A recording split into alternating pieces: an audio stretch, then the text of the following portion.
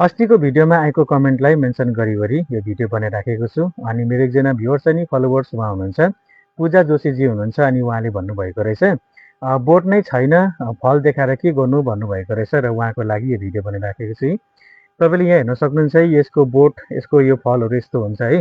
अनि यसले चाहिँ के काम गर्छ भन्ने कुराको विषयमा म तपाईँलाई यसको पुरा जानकारी दिन चाहन्छु। यो चाहिँ एउटा धतुरोको बोट हो। अनि जुन तपाईँ हाम्रो शरीरको अङ्गहरू दुख्छ नि, शरीरको अङ्गहरू दुख्ने जस्तो हात खुट्टा घुँडाहरू कम्मरहरू दुख्ने चाहिँ यसले जाती बनाउनेछन्।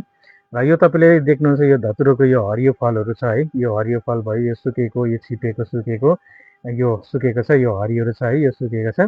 जुन यो सुकेको फल हुन्छ नि, सुकेको छिपेको फललाई चाहिँ तपाईँले यसको भित्रको एक दाना निकाल्नुहोस्।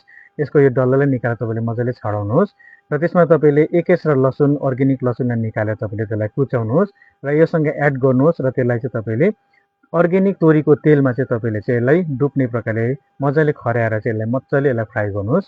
फ्राई गरेको जुन त्यो तेल हुन्छ त्यो तेललाई चाहिँ तपाईँले निकालेर जुन ठाउँमा तपाईँको शरीरको अङ्गहरू दुख्छ, हात खुट्टा घुँडाहरू कम्मर दुख्छ, त्यो ठाउँमा तपाईँले मजाले तपाईँले मालिस गर्नुभयो भने चाहिँ यसले चाहिँ चट्टै जाती बनाउने छन् भन्ने कुराको हजुरलाई सानो जानकारी भिडियो बनाएको छु। र यदि हजुरलाई आवश्यक परेमा तपाईँ यसको प्रयोग गर्नुहोस् अनि भिडियोलाई धेरै सेयर गरिदिनु होला। Okay, thank you so much.